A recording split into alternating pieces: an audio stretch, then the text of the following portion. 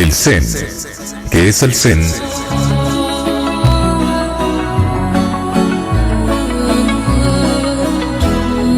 El Zen no es una teología, es una religión. Una religión sin teología es un fenómeno único. Todas las demás religiones existen alrededor del concepto de Dios. Cuentan con teología.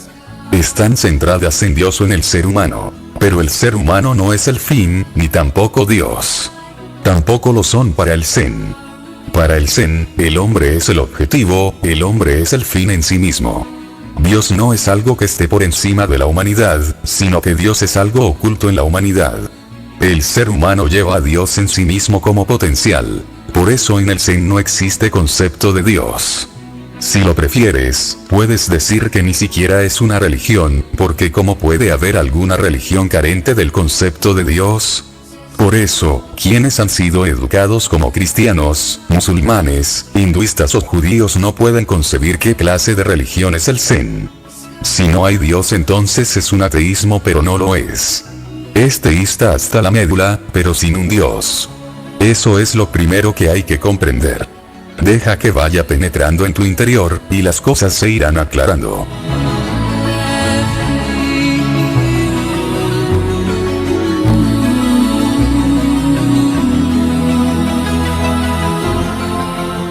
El Zen dice que Dios no es extrínseco a la religión, es intrínseco. No está allí, sino aquí. De hecho, para el Zen no hay allí, sino que todo es aquí. Dios no es entonces, sino ahora y no hay otro tiempo. No hay otro espacio, ni otro tiempo. Este momento lo es todo. En este momento converge toda la existencia, todo está disponible. Si no puedes verlo, eso no significa que no sea así, simplemente quiere decir que careces de la visión para verlo. A Dios no hay que buscarlo, solo tienes que abrir los ojos. Dios ya es. La oración es irrelevante en el Zen. ¿A quién rezar? No hay ningún Dios sentado en algún sitio en los cielos y controlando la vida y la existencia. No hay controlador alguno. La vida se mueve en una armonía, por sí misma. No hay nadie fuera de ella que le dé órdenes. Cuando existe una autoridad externa se crea una especie de esclavitud. Un cristiano se convierte en esclavo, y lo mismo sucede con los musulmanes. Cuando un Dios está por allí dando órdenes, como mucho puedes llegar a ser un servidor o un esclavo. Pierdes toda dignidad. No es ese el caso con el Zen. El Zen te proporciona una tremenda dignidad. No hay ninguna autoridad en ninguna parte. La libertad es completa y fundamental. Si Friedrich Nietzsche hubiera sabido algo sobre el Zen podría haberse convertido en místico en lugar de volverse loco. Dio con un importante hecho. Dijo, Dios no existe. Dios ha muerto y el hombre es libre.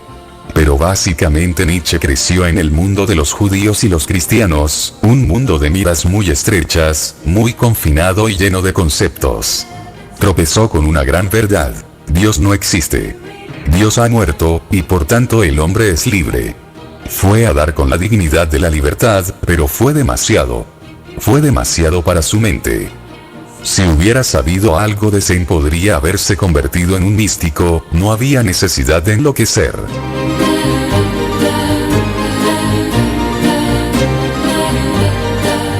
Uno puede ser religioso sin un Dios. De hecho, ¿cómo se puede ser religioso con un Dios? Esa es la pregunta que hace el Zen, una pregunta muy inquietante. ¿Cómo puede un ser humano ser religioso teniendo un Dios? Porque Dios destruirá tu libertad, te dominará. Puedes buscar en el Antiguo Testamento. Ahí Dios dice, soy un Dios muy celoso, y no puedo tolerar ningún otro Dios. Quienes no estén conmigo están contra mí. Y soy un Dios muy violento y cruel, y os castigaré, y seréis arrojados a las llamas eternas del infierno. ¿Cómo puede nadie ser religioso con un Dios así? ¿Cómo puedes llegar a ser libre y a florecer? Sin libertad no hay florecimiento que valga. ¿Cómo puedes alcanzar tu manifestación óptima cuando hay un Dios que te confina, condena, forzándote a hacer las cosas de esta o aquella manera, manipulándote? El Zen dice que con Dios, el ser humano es un esclavo. Con Dios, el ser humano seguirá siendo un adorador. Con Dios, el ser humano tendrá miedo. ¿Cómo puedes florecer si tienes miedo? Te encogerá, te secarás, empezarás a fenecer. El Zen dice que cuando no hay Dios existe una libertad tremenda, que no hay ninguna autoridad en la existencia.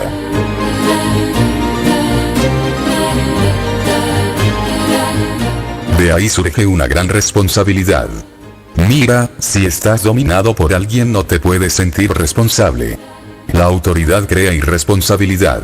La autoridad provoca resistencia. La autoridad crea reacción en tu interior, rebelión, querrás matar a Dios. Eso es lo que Nietzsche quería decir cuando afirmó que Dios ha muerto. No es que Dios se haya suicidado, sino que ha sido asesinado. Debía serlo. Con él no era posible la libertad, solo sin él. Pero entonces el propio Nietzsche se asustó. Para vivir sin Dios se necesita mucho coraje, mucha meditación, mucha conciencia y eso no estaba presente en él. Por eso digo que dio con el hecho, que tropezó con él, no que lo descubriese. Iba palpando la oscuridad. Para el Zen es un descubrimiento. Es una verdad establecida. No hay Dios.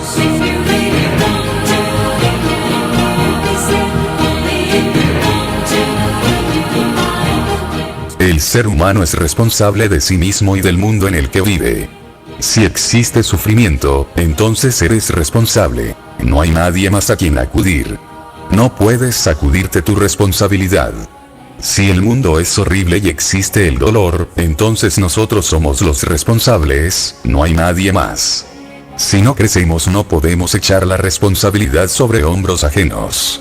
Debemos hacernos responsables. Cuando no hay Dios te ves remitido a ti mismo. Entonces creces. Debes crecer. Debes hacerte cargo de tu vida. Debes tomar las riendas en tus manos. Ahora eres el Señor. Deberás estar más alerta y consciente porque serás responsable de todo aquello que suceda. Eso da mucha responsabilidad. Uno empieza a estar más alerta, más atento. Uno empieza a vivir de una manera totalmente distinta. Uno se torna más observador. Uno se convierte en testigo. Y cuando no hay más allá, el más allá está en tu interior. No hay más allá de ti mismo. En el cristianismo, el más allá está más allá. En el Zen, el más allá está en el interior. Así que la cuestión no radica en alzar los ojos al cielo y rezar. Eso no tiene ningún sentido porque estás rezándole a un cielo vacío. El cielo es de una conciencia mucho más inferior que tú. Hay quien le reza a los árboles. Los hinduistas le rezan a un árbol. Muchos hinduistas van al Ganges y le rezan al río. Otros le dedican sus oraciones a una imagen de piedra. Muchos rezan al cielo o a un concepto, a una idea. Lo más elevado está rezando a lo inferior. La oración no tiene sentido, dice el Zen. Solo la meditación. No es que tengas que arrodillarte ante nadie, sino que debes deshacerte de ese viejo hábito de la esclavitud. Todo lo que necesitas es sosegarte y silenciarte e ir hacia tu interior para hallar el centro. Ese centro es también el centro de la existencia. Y cuando hayas alcanzado tu núcleo más íntimo, habrás llegado al núcleo más íntimo de la propia existencia. Eso es Dios en el Zen. Pero no le llaman Dios. Y está bien que no lo hagan.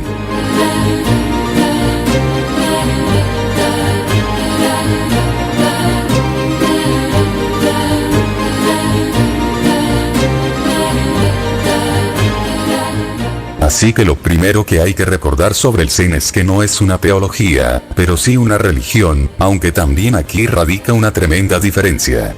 No es una religión como el Islam. El Islam tiene 3 pilares: un Dios, un libro y un profeta. El Zen no tiene Dios, no tiene libro y no tiene profeta. Toda la existencia es la profecía de Dios. Toda la existencia es su mensaje. Y recuerda, Dios no está separado de su mensaje. El mensaje en sí mismo es divino. No hay mensajero. Todas esas tonterías están desechadas en el Zen. La teología aparece con un libro. Necesita una Biblia, necesita un Corán.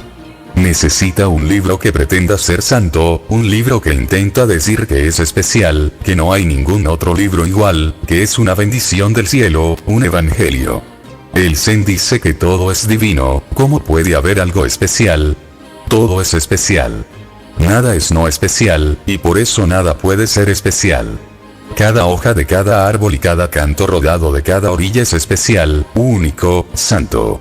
No es que el Corán sea santo, no es que la Biblia sea sagrada. Cuando un amante escribe una carta a su amada, esa carta es sagrada. El Zen manifiesta la santidad de la vida ordinaria. Bokohu, un gran maestro Zen, solía decir: ¡qué maravilla! ¡Qué misterio! Corto leña y saco agua del pozo. ¡Qué maravilla! ¡Qué misterio! Cortar leña, sacar agua del pozo, y dice: ¡qué misterio! Eso es el espíritu Zen. Transforma lo ordinario en extraordinario. Transforma lo profano en sagrado. Desecha la división entre el mundo y lo divino. Por eso digo que no es una teología, sino pura religión. La teología contamina la religión. No existe diferencia entre un musulmán, un judío, un cristiano y un hinduista en lo que respecta a la religión, pero sí en la teología. Cuentan con teologías distintas. Y la gente se ha estado peleando a causa de esas teologías. La religión es una. La teología es múltiple. Teología significa la filosofía acerca de Dios, la lógica acerca de Dios. Es un sinsentido porque no hay manera de demostrar a Dios ni de lo contrario. Los argumentos son simplemente irrelevantes. Sí, uno puede experimentar, pero no probar, y eso es lo que intenta hacer la teología. Y no deja de hacer cosas igualmente estúpidas, tratando de cortarlo todo con el patrón de la lógica. Cuando la miras a cierta distancia no puedes más que reírte de lo ridícula que es. En la Edad Media, los teólogos cristianos estaban muy preocupados, muy turbados, pasmados ante problemas que a ti no te lo parecerían. Por ejemplo, ¿cuántos ángeles pueden sostenerse sobre la punta de una aguja? Se han escrito libros acerca de esta estupidez, y con argumentos estupendos.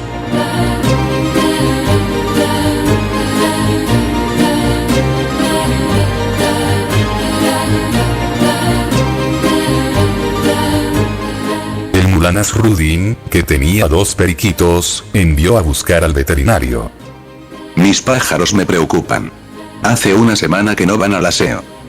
El médico miró el interior de la jaula y preguntó: ¿pones siempre mapas de la Tierra en el fondo de la jaula? No. Ese lo puse el sábado pasado, cuando se me acabaron los periódicos. Claro, eso lo explica todo, replicó el veterinario. Los periquitos son criaturas muy sensibles. Se están aguantando porque imaginan que el planeta Tierra ya ha absorbido todo el excremento que podía. La teología es una porquería. Y por su causa las religiones han acabado envenenadas. Una persona auténticamente religiosa carece de teología. Sí, tiene la experiencia, la verdad, esa luminosidad especial, pero no teología. Pero esta ha sido de gran ayuda para los eruditos y los pundits. Para los que se dicen ilustrados. Ha sido muy interesante para los sacerdotes, los papas, para los Shankaracharyas. Les ha beneficiado mucho. Todo su negocio depende de ella. Pero el Zen corta todo eso de raíz. Destruye todo el asunto de los sacerdotes. Se trata del negocio más sucio del mundo, porque se apoya en un gran engaño. El sacerdote no sabe, pero continúa predicando. El teólogo no sabe, pero continúa pergeñando teorías. Es tan ignorante como cualquier otra persona, puede que incluso más. Pero su ignorancia ha aprendido a explicarse como si supiese algo. Su ignorancia está muy decorada, a base de escrituras y teorías, está ornamentada de manera tan artera e inteligente que resulta muy difícil fijarse en el fallo. La teología no ha sido de ninguna ayuda para la humanidad, pero a los sacerdotes les ha sido de gran utilidad. Han podido explotar a la humanidad en nombre de estúpidas teorías.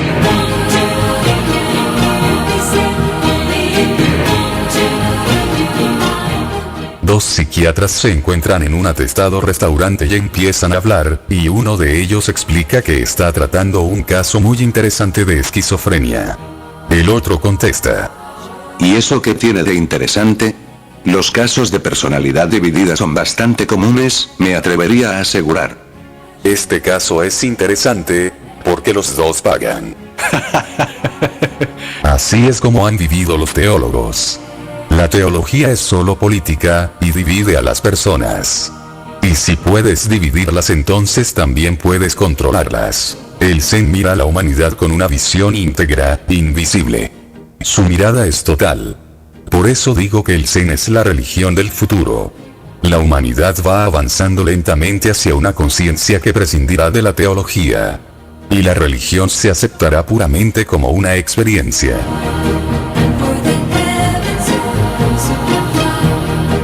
El Zen es no conceptual, no intelectual.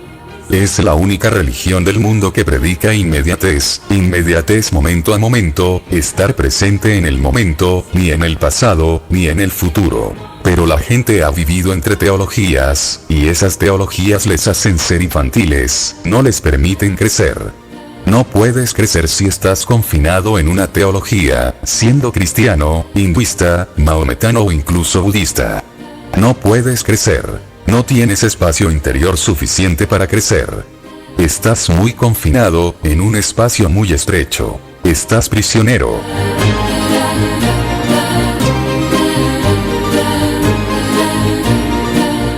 Un joven predicador cogió $1000 de la caja fuerte de la iglesia y los perdió jugando en la bolsa. A continuación le dejó su hermosa esposa. Lleno de desesperación fue hacia el río, y estaba a punto de tirarse del puente, cuando le detuvo una mujer que llevaba un abrigo negro, con una cara arrugada y el pelo gris greñoso. No saltes. Soy una bruja, y te concedo 3 deseos, a cambio de que hagas algo por mí. No hay nada que pueda salvarme.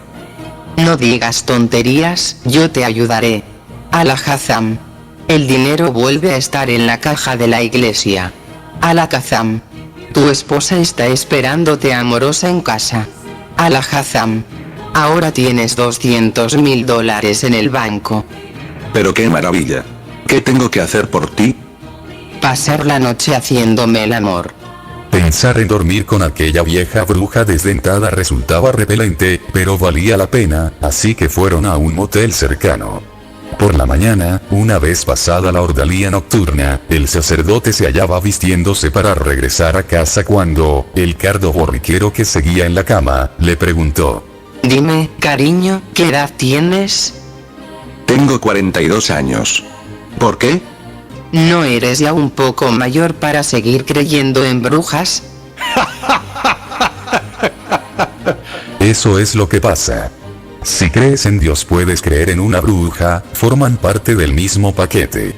Si puedes creer en cualquier tipo de tontería, acabarás tragándotelas todas.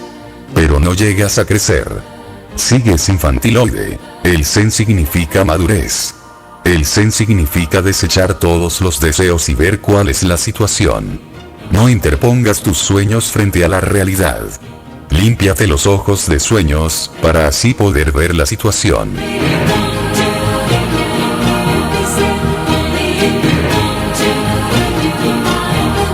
El Zen proporciona cordura al mundo, cordura total.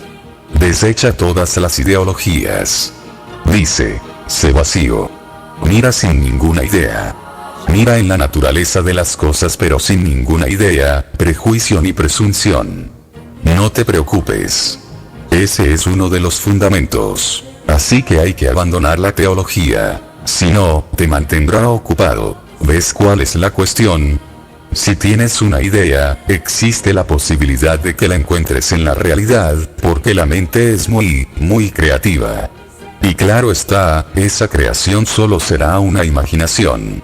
Si estás buscando a Cristo, empezarás a tener visiones de Cristo, y todas ellas serán imaginarias. Si buscas a Krishna, empezarás a ver a Krishna, y todas esas visiones serán imaginarias. El Zen es muy realista. Dice que hay que abandonar la imaginación. La imaginación proviene del pasado. Llevas desde la infancia condicionado por ciertas ideas. Desde la infancia te han llevado a la iglesia, al templo, a la mezquita. Te han llevado al erudito, al pundit, al sacerdote. Te han forzado a escuchar sermones. Han metido en tu mente todo tipo de cosas. No te aproximes a la realidad con toda esa carga. Si no, no acabarás de saber lo que es descargar, aligerar. Ese aligerar es Zen.